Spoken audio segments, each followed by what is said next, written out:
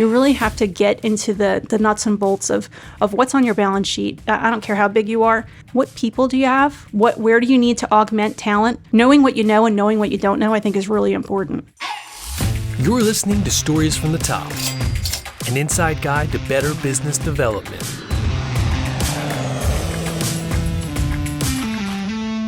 We are here with Lauren Ranalli, the president, CFO, and founding partner of First Resource Bank. Lauren, can you just describe the business for people who may not be familiar with you guys? Sure. First Resource Bank is a commercial-oriented bank. We service both businesses and consumers with our headquarters in Chester County, right in Exton. And we have 3 locations in Exton, Wayne, and Westchester. Very cool. So what did you originally go to school for? I went to school for accounting because I knew I would get a job. Not the most compelling reason to study a certain thing, but I really found that it gave me a great foundation for pretty much anything I wanted to do in the business world. Okay, and what got you into banking coming from the accounting background? So when I graduated from college, I ended up at Ernst & Young as an auditor, and I was auditing banks. And at 22, 23 years old, they had me doing some really complicated projects at a very large bank in the Philadelphia area that's no longer around. But I got great exposure to the entire, all facets of banking, really, from soup to nuts. So I got to see everything there. I got to work with some really, really smart people. And the reason why I picked banking when I got to Ernst & Young, you could pick really any industry you wanted to work with, was they told me that banking was the hardest and that if you could beat that, you could kind of do anything. So I always like a challenge. So I went that way just because it's one of the most regulated industries out there. So if you can kind of kick that one, everything else seems a little bit easier. But I stuck with banking, so I don't know if I'm just a sucker for punishment or what. Yeah, so there's a big difference between interest in banking and deciding to start your own bank. What was the genesis of creating a bank? What made you want to start your own versus work at another one? Well, back in my Ernst & Young days, the EY now, my employee number was like 16 digits long. And it was you were important in your own right, but in the whole big picture, it was kind of hard to see where you fit into the giant machine that was Ernst & Young. So I went to a community bank after I left there and really saw the impact of small business. And while I was at this other community bank, I also learned a lot of things that I would do differently if I had my own bank. So Glenn Marshall, who's my co-founder, he's our CEO here. The two of us worked together at this other community bank. And we kind of started an informal list of one day when we have our own bank, we're not going to do X, Y, Z. And when the list got to volume 2 and volume 3, we took a plunge, and it was a huge risk. And I'll never forget one night we went out to dinner, and it was me, myself and my husband, and Glenn and his wife, who's also named Lauren. The poor guy's surrounded by Laurens all the time. But the 4 of us went out to dinner, and we said, are we really going to do this? And they both said, we fully support you. I don't know if they were smart or crazy or stupid, but we quit our jobs and we're going to go do this. We're going to do it better. We're going to build a better mousetrap. We're going to do all the things that we said we would do. And we have this list of fundamental operating philosophies from day one. We're never going to do this. We're never going to do that. We're always going to do this.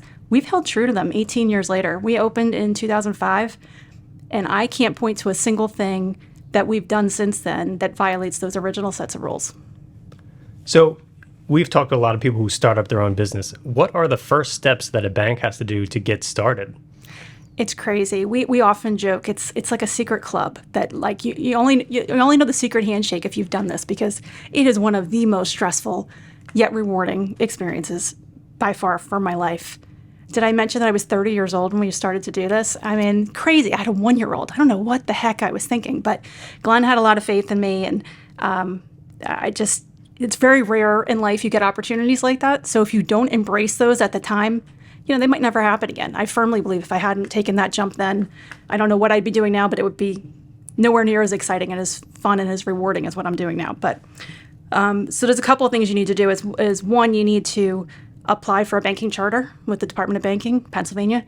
You have to apply for FDIC insurance, and you have to raise capital. And you have to do all 3 of them at the same time. And as part of applying for a banking charter and FDIC insurance, you have to literally do everything you need to do to open the bank before they tell you you can open a bank. So what I mean by that is you have to negotiate every contract. Your core processing systems, your computers, you have to order your equipment, the vault, the ATM machine. You have to write up job descriptions for all the employees that you might hire down the road if they let you open. And you have to raise the capital. So we had to raise $10 million in capital. Glenn and I had breakfast, lunch, and dinner meetings every day for months and months and months. Would you give us some money? We want to open a bank. It's a really interesting conversation. People have to take a leap of faith. And, a lot of it was former business contacts that we had and things like that. But you're doing all three of those concurrently. And one of the most interesting things, I think, is when we were negotiating all these contracts and we had lawyers and accountants and consultants, and we said to them all, can we pay you once we open? Because we only had a small amount of seed money to get started. But the big capital raise, they don't let you touch that money until the day you open. And then the day you open, and this is going to totally date myself, we were standing staring at a fax machine in 2005, the morning that they said we could open. But until you get this fax that says you have FDIC insurance, it's all kind of fiction until that comes through. So sure enough, right before 9 o'clock on May 2nd, 2005, the fax comes through that says, bingo. So then you can get it's like you have to meet in a tunnel where you get your charter, your FDIC insurance, and you get the capital all at the same time on that same morning, and then everything opens. It's a crazy experience. And you said it's $10 million? That's what we raised to open. Is that a number you guys selected, or is that something that's like... So the minimum for the state at the time was $6 million, but because of our growth plans, we knew we would need a little bit more than that, so we went for 10. You see some banks open with 30 million. You'll see some banks that have opened historically. Maybe they opened 5 branches right away. We knew we were going to be a branch light type of operation, so 10 million. So what is that money used for? You have to have this much to open it. Mm-hmm. Why do you have to have that much, and what do you need it for? So banks need to maintain a certain level of capital to support their assets, roughly 10 to 1. So a $10 million in capital would support growth to $100 million worth of loans, and you would report capital ratios going forward quarterly to those regulators. Okay, so it's assuming how many people you think you're going to have coming in, you kind of want to just plan for that much. It's really based on assets. So how many, and our assets are loans. So it's kind of like the opposite of the way you think as a business owner. Loans are liabilities for you, they're assets for me. Okay. Yeah, can you describe for somebody who doesn't understand, what's the system of the bank? How do you guys make money? What's the business model? I say all the time, we're not saving lives here. I buy and sell money all day. That's what I do. I buy money in the form of deposits. Right, I pay you for interest for giving me your money, and then I take your money as a depositor and I lend it out, and I earn interest on that. So what I live on is the difference between the interest income I earn on my loans and the interest expense I pay on my deposits. That's the vast majority of my income. Really, it's buying and selling money. It's really no more complicated than that. So it's not on overdraft fees and things like that? No, it's such a nominal, it gets so much press. It's such a nominal thing for us. But really, at the end of the day, our overdraft fees get a lot of bad press right now. But at the end of the day, if you overdraw your account, I have someone who sits right outside the store who has to call every single person. We give you the right to cure that overdraft by 11 a.m., versus avoiding the embarrassment of having everything returned right away. There's a value there in that service. We have a lot of customers who are frequent flyers who appreciate the phone call. Oh, I made a mistake. Let me transfer the money. Let me make a deposit, things like that.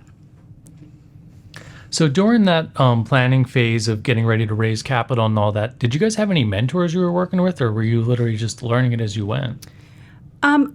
We had a legal counsel that had done this before, and they were very, very helpful. And they had told us when we started, so we left right after Labor Day. It was September 7th was our first day here.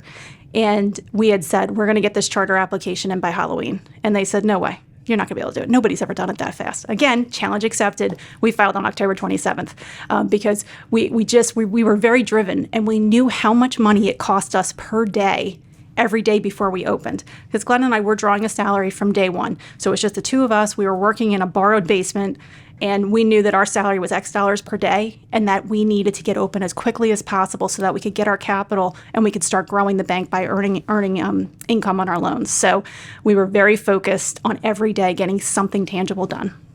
And why were you guys so confident in the idea of starting a bank? If it didn't sound like you had someone you were modeling or kind of following their footsteps, what was the drive to say, we can do this for sure, let's go? It's a really good question. Again, blind stupidity, just boldness. We just saw a real lack of, community banking model is such a special thing. It really is. When you see all of these, what I call big, faceless, evil banks, right? If you have a problem, like we see so much fraud right now in customers' accounts. It's unbelievable, the rampant fraud, the way money is moving so much faster than ever, and the bad guys are getting smarter and smarter, and technology is really separating the customer from the banker. If you have a problem with your account, you see a lot of fraud, I don't know that I'd want to walk into a Wells Fargo branch and try to get some help. Where here, all the executives are involved in your case. We know what's going on. We're fighting tooth and nail to get you your money back in a way that it's like personal to us. Like, you're our customer. Like, we're fighting for you. And I'm not saying that other banks aren't. And Wells Fargo is easy to throw under the bus, but insert bank name here. There just is such a need for a community-facing, community-focused type of relationship where your banker. Also, the way that we give back is hyper-local. So what I mean by that is we don't donate to the American Red Cross. It's a highly reputable organization, but what I can give to them is like a gnat on a flea. I mean, it's so minuscule to their overall. But we're giving to local organizations here, the Garage in Kennett Square, the Westchester Area Education Foundation. It's all hyper-local. So the fact that we have the boots on the ground, we're on the boards, we're seeing where the needs are in the community. That's part of what community banking is all about. So that's a long-winded answer to, we just saw a need for a good old-fashioned community bank. Yeah, can you describe a little bit more about what some of those major differences are between the community banks and the large banks? Mm-hmm.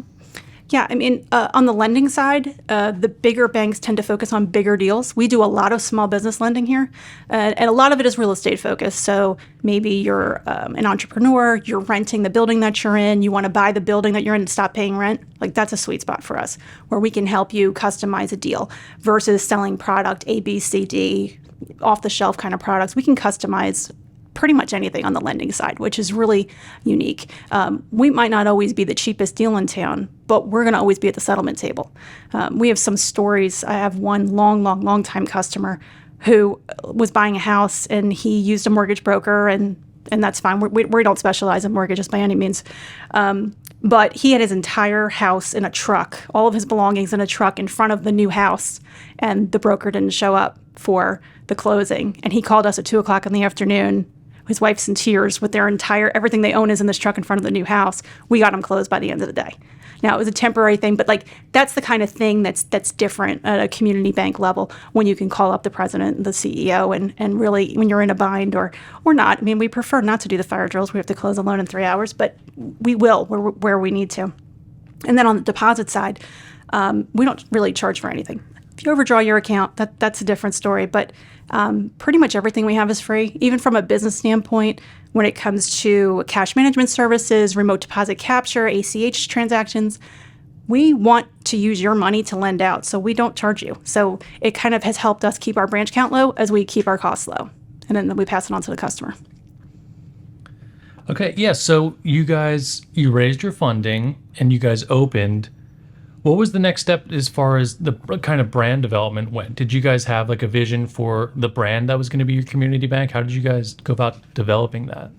Yeah, in the early days, it was very unsophisticated. We often joked, let's take our marketing budget and divide it by the cost of a shirt, and let's buy that many shirts, and we'll have walking billboards all over Chester County. Literally, that was the approach to start out. We didn't have money for TV commercials, for radio is too broad a scope for us. We did some print ads, but we also put a lot of money into community events. Again, going to the events because we know where the people are. We know where the needs are. So again, we spend a lot of time. Hand-to-hand combat is what we call it. So going to the right events, the chambers and the foundation events, we found that to be highly effective. We have a lot of word-of-mouth referrals in the early years, and we still do. Okay. Is that something you and Glenn came up with, like the name First Resource Bank and the colors and everything? Yeah, so the name is really intended to be, we want to be the first resource for whatever you need. We may not ultimately be the person who provides that service, but we've got partners in other areas. Like I mentioned, mortgage isn't a focus of ours right now, but we have some trusted mortgage brokers that we would refer to. We try to just be a trusted consultant. A lot of our small businesses don't have a CFO on staff, where my staff here can help make some business decisions, can help them be bankable, more bankable in the future. Maybe we can't do a loan for you now, but if you do X, Y, Z, that next time you come to us for a loan, you're going to be able to do that. So I just had a question. I find it interesting that from day one, you were doing things like paying yourself paychecks and you had a marketing budget right off the bat. What are some of those most important pillars that you had in place from accounting perspective that you would recommend that other business owners put in place if they're starting a business? I am known to be a little tight on the expense side, and as much as we were pulling a salary from day one, the organizing directors had put up enough seed money for us to take the risk to quit our jobs to go do this and draw a salary from day one. Incidentally, we knew exactly how many days we had, and we opened, I think we got to 2 weeks before our opening date before we ran out of those funds. So it was really meticulously managed. I still sign every check over $2,500 that leaves this bank. It's being smart about it. It's part of it, I think, is having your employees think like owners. And that's something that we really try to be intentional about, because the example I use, so Glenn and I interview every single person who wants to work at First Resource. So we opened with 11 employees in '05, and we're 63 today.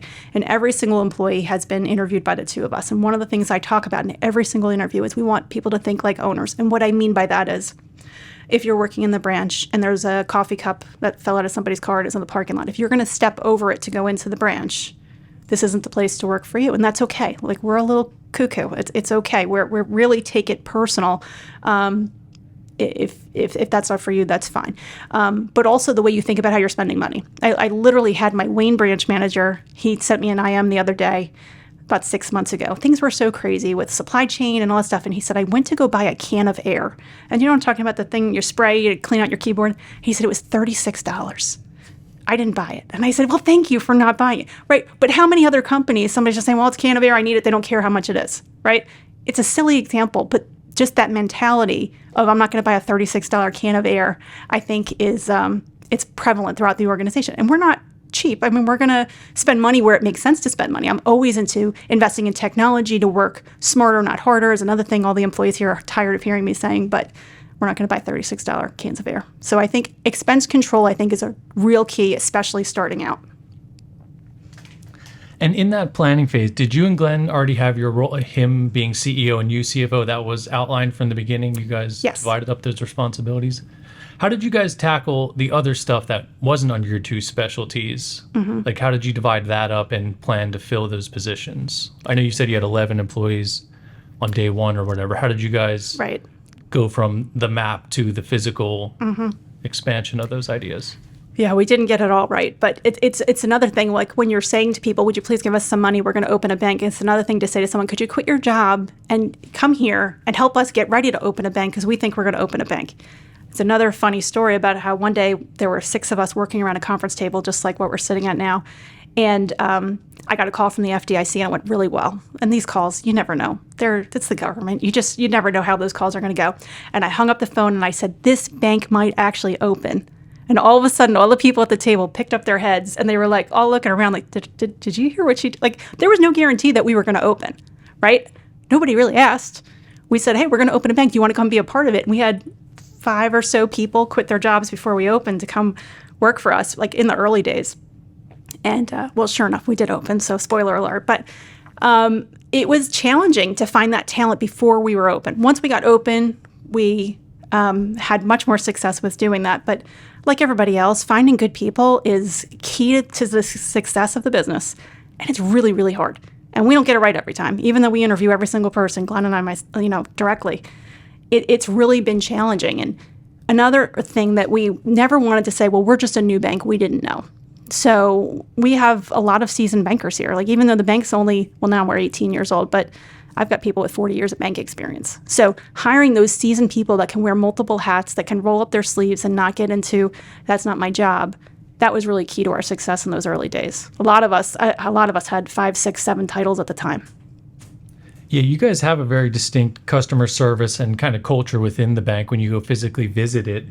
Did you guys design that ahead of time? And how did you guys actually go from, the idea, again, to implementing that kind of culture and across 3 different branches now? It's critical to everything we do. I say culture is everything. It's a slide we do at the annual meeting. It's something we talk about with our employees all the time. We truly feel that when you put the employees first, the customer service follows. And again, employees thinking like owners. And we're a best place to work from the Philadelphia Business Journal. We just found out for the 5th year in a row. There have been years we've been #1 in the entire Philadelphia area. There's been, just making the list is a huge accomplishment. We're the only bank. So I think it's one thing to be one of the best community banks to work for. It's another thing to just be the best company to work for, because we're not all bankers here. One of the things that we've had success with is hiring people from restaurants and servers. We have an assistant golf pro that we've turned into. I can train anybody to be a banker. I can't train you to be a decent human being. I've been saying that since day one, and we really find it to hold true. The banking skills, they're teachable, but the culture is everything. And when people feel seen and heard, they will take that extra step for the customer and for the company to really do more. And it's really paid dividends down the road. So I'm fiercely protective of the culture. I'm a little bit over the top when it comes to very protective of what we're doing. And again, that goes to interviewing everybody who comes in. So you said when people feel seen and heard, how do you practically put that into practice in a day-to-day office job? Yep. I mean, I'll give you an example. We have somebody who was out with a medical issue for 2 weeks, and 5, 6, 7 people jumped in and said, "What do you need me to do? How can I help?" Because there were 2 people in particular that were bearing the brunt of this extra work that they had to do. And first of all, I just love that so many people raised their hands to say, "What can I do to help?" But there was one person in particular who's very quiet and kind of just sits head down in his cube. And I noticed that I'm usually I'm not the first one in the morning, but I'm always the last one to leave. It's just I'm a night owl. It's just how I've always been. But I noticed he was one of the last ones here every night for a couple of days. And I just pulled him into my office one morning. And, when the president taps you on the shoulder and says, "Hey, can you come to my office for a minute?" Not everybody reacts positively to that tap, but I brought him down and he came down with a notebook ready to take notes. I said, "I just want you to know, I see you." Like, I literally said that. "I see what you're doing. I appreciate you. Do you need anything?" And he was just like, "Oh, thank you for saying it." It's honestly, it's not hard. It's not rocket science. But the fact that I think that I said to him, like, "I see you. I appreciate what you're doing. You don't need to spend millions of dollars on, frivolous things and Hawaiian Shirt Day and all this dumb stuff. It's actually genuinely giving a crap about the people that are doing this for you day in and day out." It was a good moment for him. It was a good moment for me too. Yeah, and what has your guys' structure been for training and keeping that consistency? How do you guys maintain that across so many different branches? Yeah, it's not the so many branches that's the challenge. It's the constantly changing regulation that's the challenge. The rules seem to change, with every new congressional session and who the regulator of the moment is and things like that. So we spend a ton of time reading and catching up and webinars and trying to stay on top, because we really have to comply with the same rules that all the big boys do. And it's crazy. We have 63 employees and we have to follow the same rules as a Bank of America for the most part. So we try to seek out training opportunities. We try to keep sharing the knowledge and paying it forward. We do some formal programs. There's a really great graduate banking school that's at UPenn that we have I was the first candidate that went through. We now are our 3rd one that just started this year. So we're really interested in investing in our people to keep up to date and really help them hit their career goals. So I know it's somewhat limited. You guys can't get ultra innovative in the sense of what services you offer. It's pretty standard types of lending and stuff like that. Have you guys changed from your original offering to where you're at now in the services you offer to the community? That's a good question. Not much. We've kind of stayed true to our core principles. However, the technology has advanced. So we opened and we had online banking. So we're not that old that was a new thing. But we have real-time ACH is coming up. We have the mobile app. We have, taking a picture of your check. That's a game changer. So I'm really glad that we didn't open with 10 branches, because you just don't need them. I am a branch light person. I feel very firmly that sticks and bricks is not where it is. You need some. But I'm a technology person. I often joke that I can start my car from my watch. That's the kind of stuff that I love. My house is all rigged up with Alexas. I've got Jeff Bezos, hearing everything that happens in my house at all times. But we are very much a technology forward company. We're not recreating the wheel. It doesn't make any sense for us to try to. But we're going to adopt proven technologies as soon as we can to keep our FTE count down. Helps with overhead and makes us work smarter, not harder. So the fact that you have fewer branches, does that actually pass the savings along to the customer? 100%. By design. That's really cool.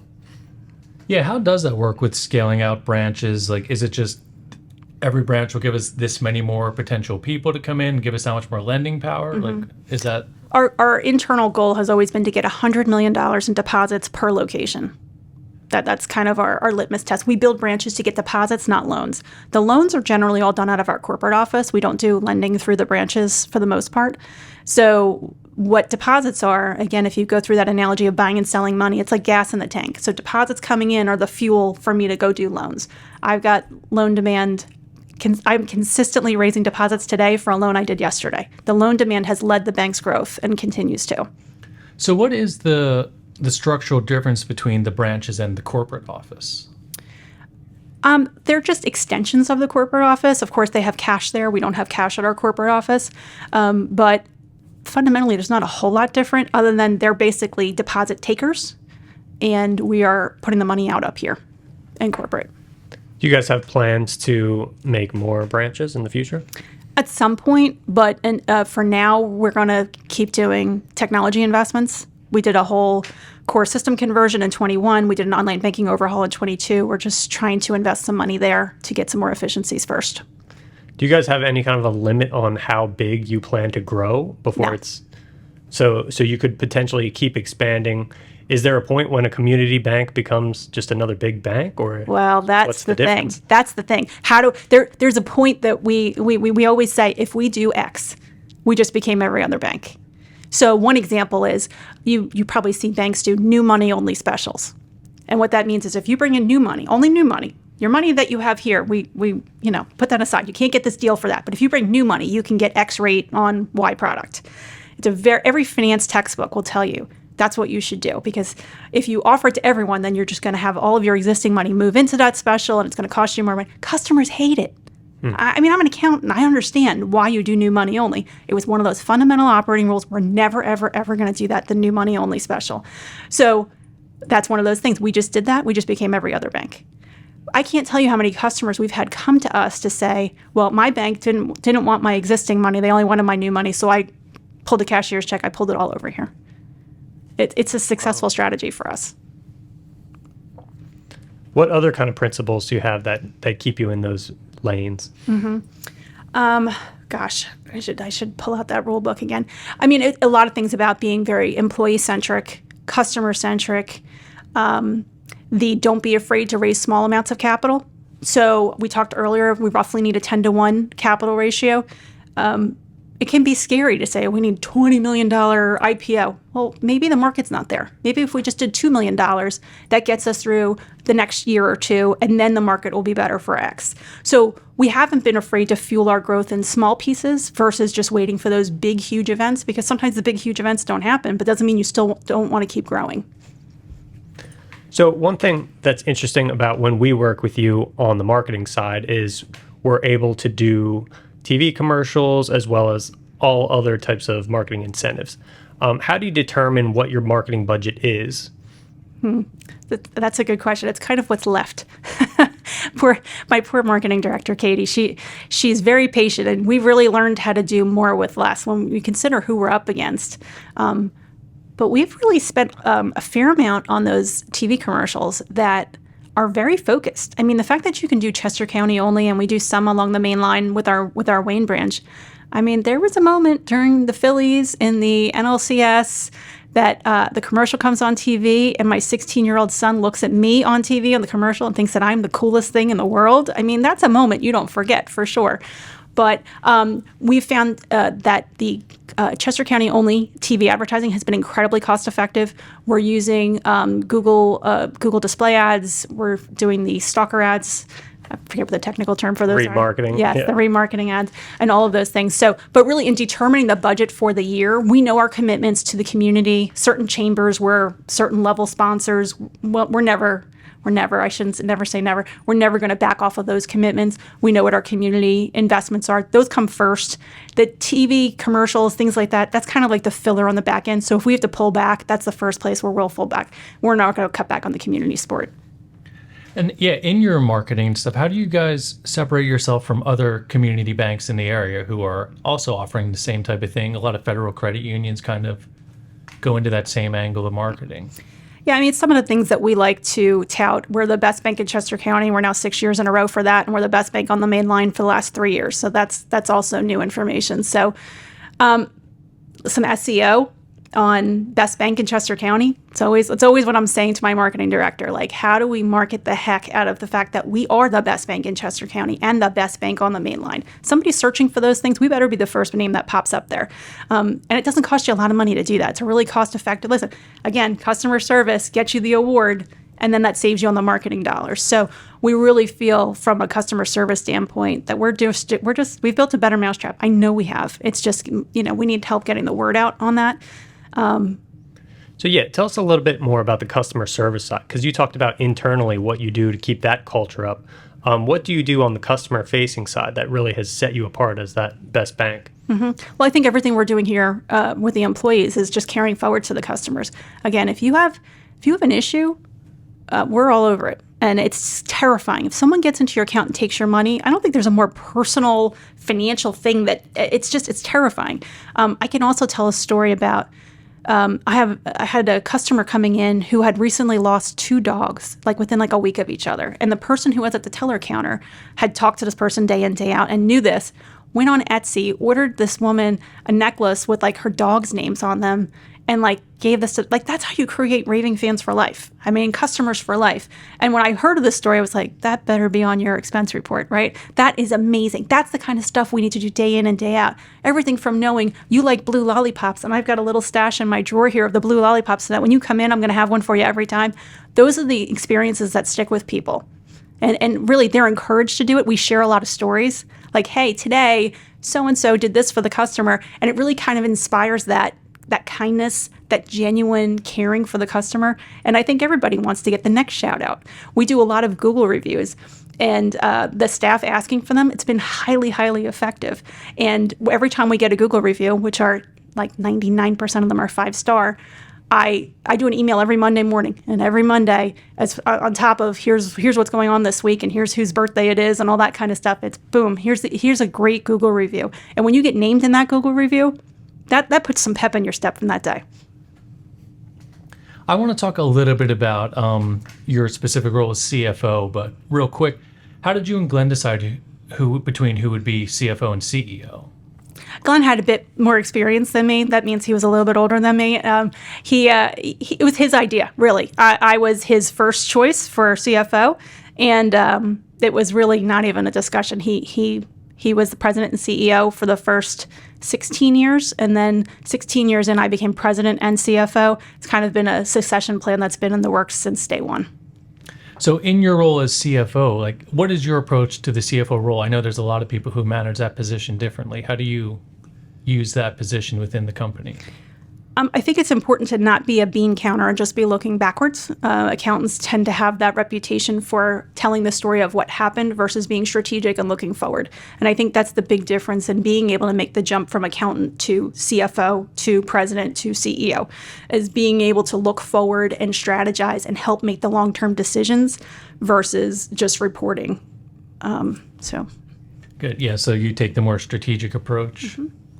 What are some of those numbers that you really like to keep a close eye on that help influence your choices? Boy, you're going to be sorry you asked that question. I'm going to really nerd out here. But one of the main measures that we use is what's called our net interest margin. And that's basically a measure of the difference between what we're paying on our deposits and what we're earning on our loans. And that's kind of the lifeblood of our income stream. So I'm always watching that, especially with what's happening with interest rates right now.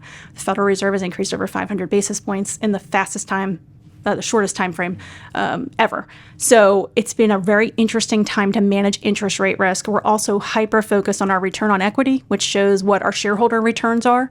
We actually just were named to the top 200 performing community banks under $2 billion in assets by the American Banker, and that's a measure of return on equity. So that's very important to us, and we're achieving good results there. So that's really a measure of your cash flow in layman's terms? So it's basically our net income to the equity that we have on our balance sheet. So it's basically saying the return that the shareholders are earning, even though we're not paying a dividend, it's a reflection of the income that we're making on the equity that they've given us, basically, invested in us. So how has your strategy shifted from opening to today, as obviously things don't always go exactly how you had it on paper?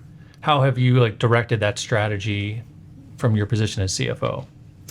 It's funny. We opened in '05, right? So what's the worst thing that can happen? Well, I don't know. The greatest financial crisis since the Great Depression hit us smack in the face in '08. And we made money 6 full quarters in. We were profitable. It was great.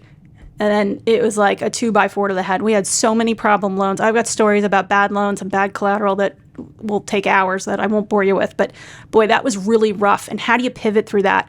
We got into the government's programs back then, TARP and SBLF and all of those things. We got in them, got out of them. It's funny. You make me think of something. When I was 30, when we opened the bank, I was like, I'm too young. This is like a risk factor. Like, your CFO's 30 years old. I don't know anything. And he said, I know many people that have 30 years of bank experience, and it's the same year 30 years in a row. You're going to be fine. Well, the 18 years that I've had here, what I've lived through. So let's start with opening a bank, one of the most stressful experience. Literally, there was one point where I thought I was having a heart attack. I didn't, but then to get into the greatest financial crisis since the Great Depression, get through that. I got appointed president on December 20th of 2019. Okay, well, we all know what happened 3 months later, right? So let's get through COVID, PPP, what we did with that, that's a whole nother hour in and of itself. I don't know what the next thing is, locusts or whatever, but like we're ready for it. Like we can pivot, we're nimble. That's one of the things that makes us great about a small bank. What do you need? Like, we don't have to go through 20 layers of bureaucracy to create a product. I've had Glenn sell a product that didn't exist. He came back and was like, hey, this is great. I'm going to get all these deposits. And we said, that doesn't exist. By the end of the week, we built the product. It was ready. So it's really cool. It's one of those things that I want to make sure that as we continue to grow, we don't lose. It's one of my 3 a.m.s is, how do I keep the culture going, and how do I not lose the secret sauce of what we've got going on right now? Yes, I think we've covered a lot of stuff. What kind of advice would you give to someone who is looking to either fix a community bank that's not doing so well, or someone who's interested in starting their own, like you guys did? You're okay.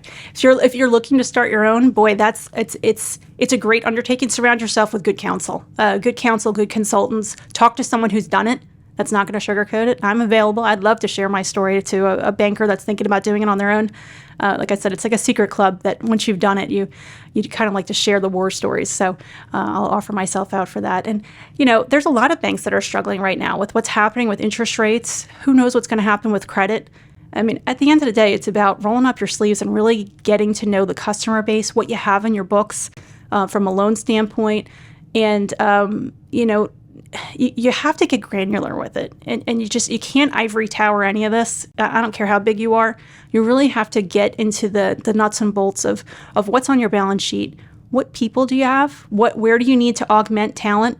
Where know your strengths and weaknesses. Like, I'm a CPA. I don't do taxes. I don't do my own taxes. I know that when it comes to anything tax, I'm bringing in experts. Like, knowing what you know and knowing what you don't know, I think is really important. So that's my 2 cents. Okay, and does First Resource have any immediate plans for the future or long-term goals you guys are looking to hit? Yeah, I mean, we're looking to continue to grow this. And while it may not, growth used to be measured in physical branches, I think now it's just measured in assets and in profitability. So we just hit a milestone of $500 million in assets. We're approaching $500 million in loans. Like, these are really meaningful things to the local economy even. We've done over $1 billion of loans, hyperlocal, right here, Chesco, Delco, Montco. We do a little bit in Philadelphia, but it really makes a big impact. And donation-wise, we've donated over $2 million hyperlocal. We're big proponents of the EITC program, that Education Improvement Tax Credit Program. It's allowed us to really amplify our giving through tax credits. That's another program. I'd be happy to sit down with anyone who wants to learn more, because I hate sending money to Harrisburg and letting them decide where the money goes. You can keep it all right here in Chester County. It's really a great program. So we want to keep growing. We want to stay relevant. And we want to keep expanding our customer base. Okay, and if anybody wants to learn more about you or First Resource, what's the best way for them to get in touch with you guys? So our website is firstresourcebank.com. First is spelled out. And or give us a call, 610-363-9400 is our main number, or stop by one of our branches. Okay. I think that covers it. Lauren, thanks so much for coming on the podcast. Thanks, guys. Stories from the Top is your guide to successful business development. Subscribe wherever you get your podcasts, or find Edge of Cinema on YouTube. Stories from the Top is an Edge of Cinema production, hosted by Matthew Skura and Jeremy Schmidt. To learn more or get in touch, visit edgeofcinema.com/podcast.